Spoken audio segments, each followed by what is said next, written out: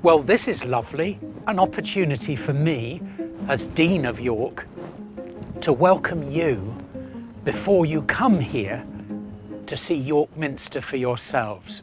I'm a bit concerned that I might not be around when you visit, so I want to take this opportunity just to say a little bit about what you might find, what you might look out for, and a little bit about the story that makes sense of York Minster.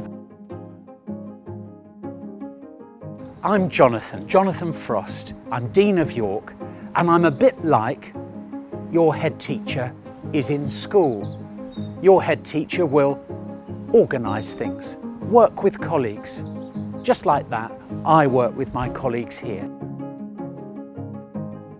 My work is a particular kind of work.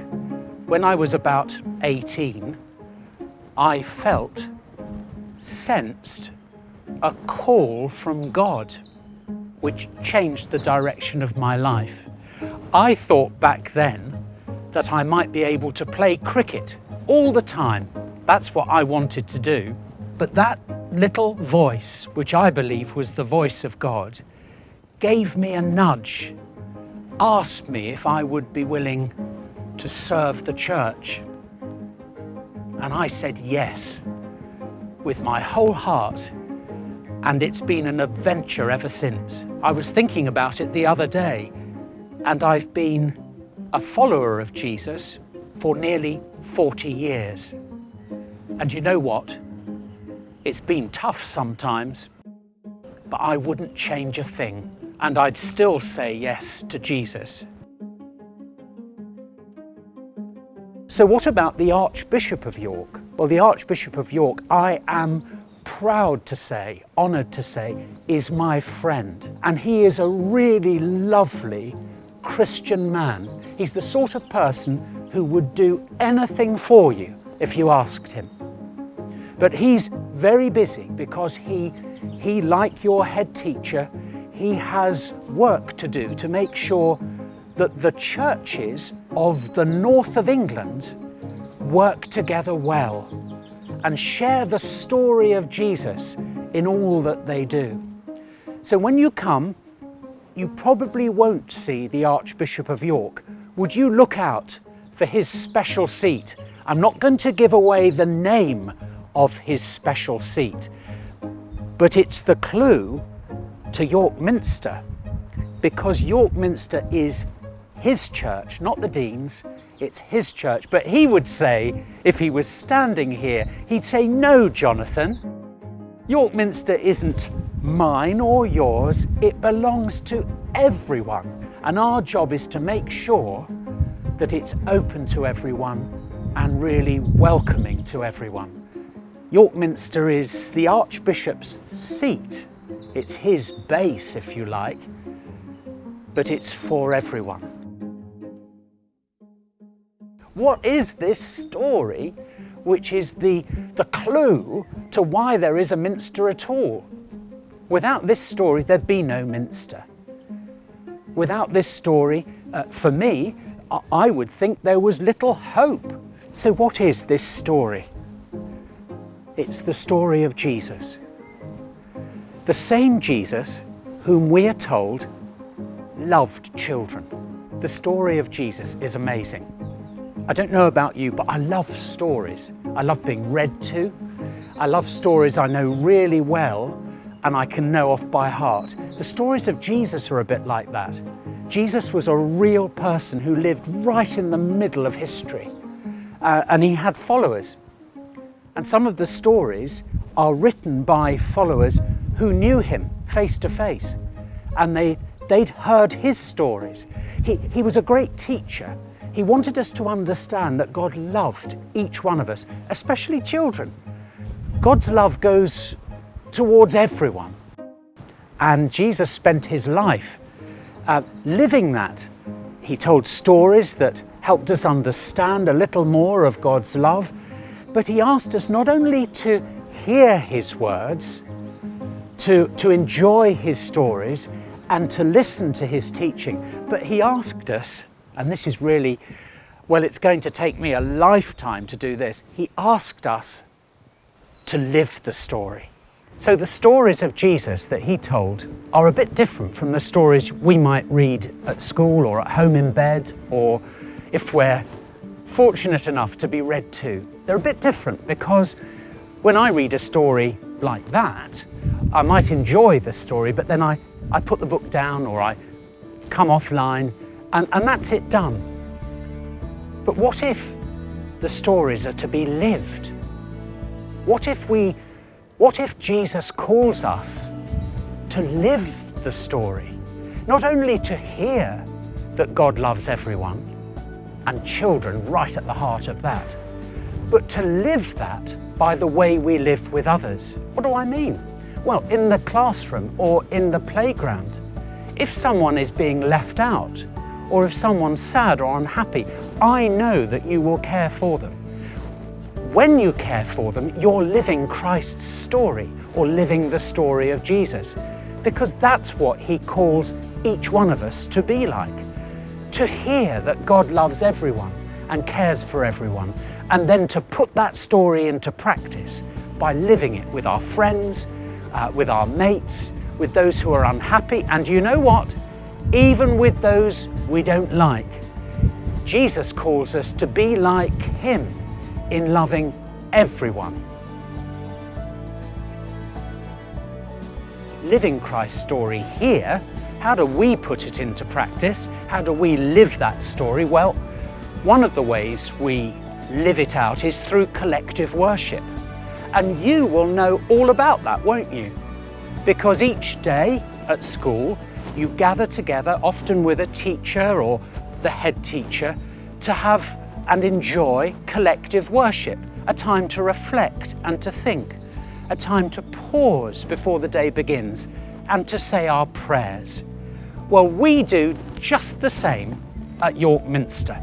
That's what York Minster is for, to live Christ's story. We do that to live the story of Jesus. We do that through worship and prayer, through hospitality and welcoming everyone. And I hope you feel the welcome, not only my welcome, but of everyone here. We are thrilled that you're coming.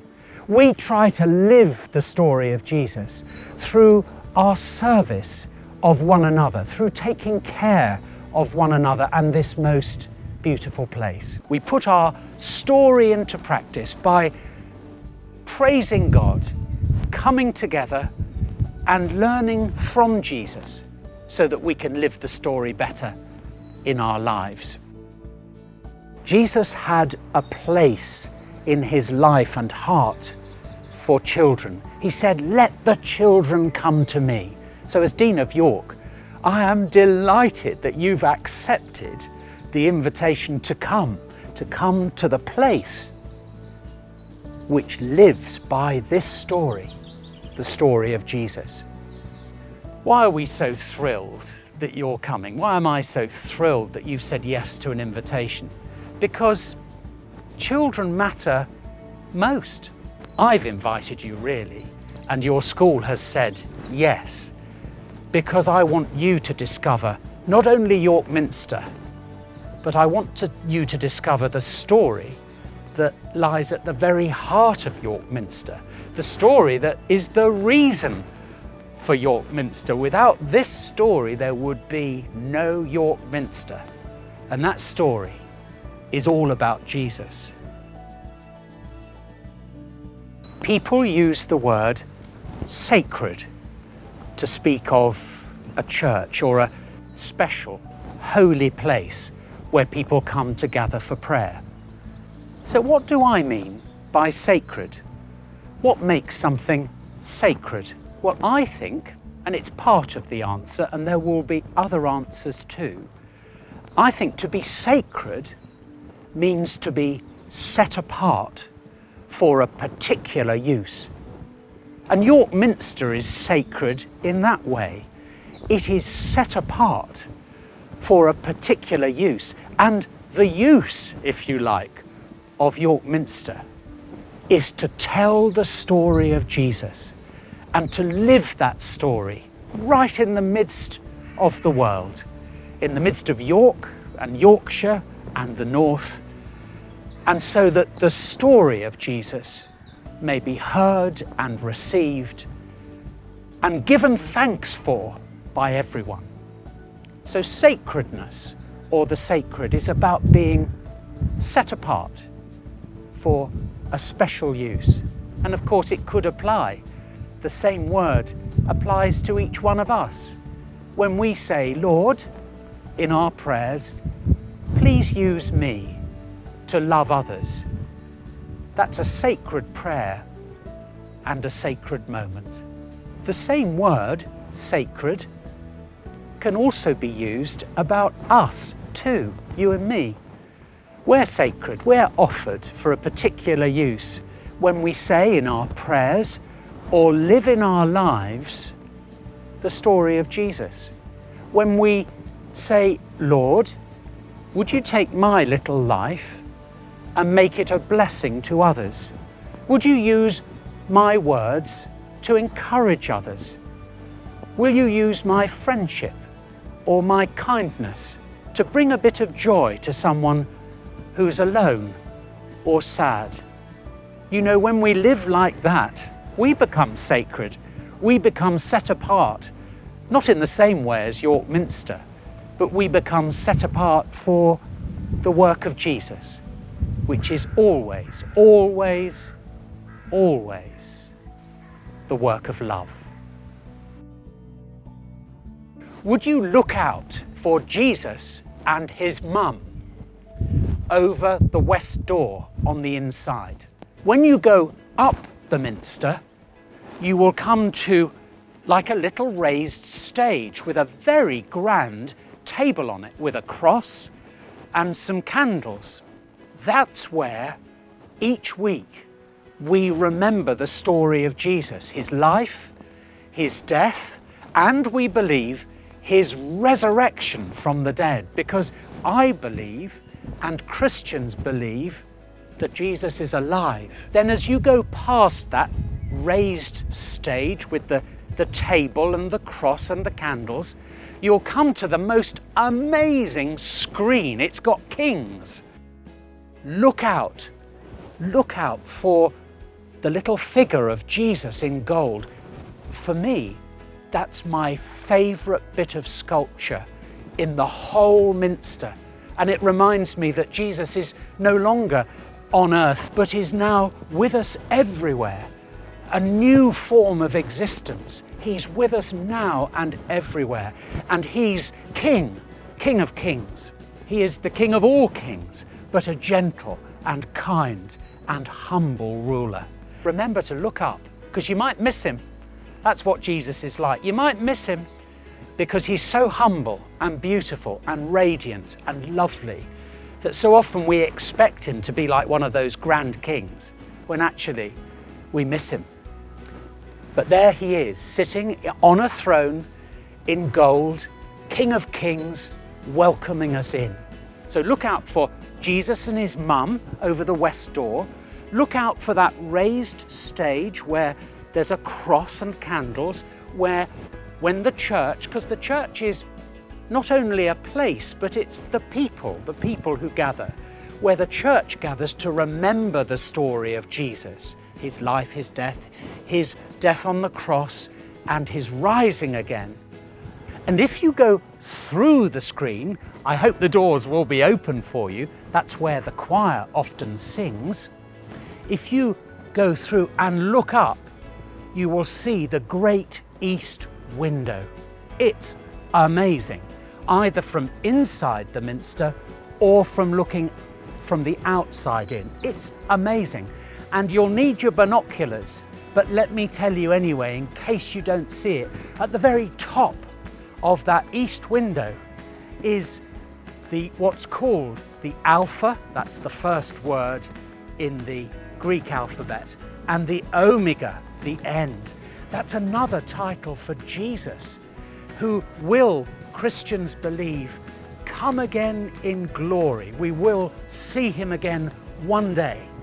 And until we do, the church is called, the purpose of the church is to live Christ's story. We invite diocesan schools because each one of your schools is precious to us. I hope too that when you visit, you will discover not only a beautiful building, but you will discover something of the story that is the reason there is a building at all. It's been a joy to speak with you. Enjoy your trip. I shall look out for you, look out for me, but if we miss each other on the day, have a wonderful time.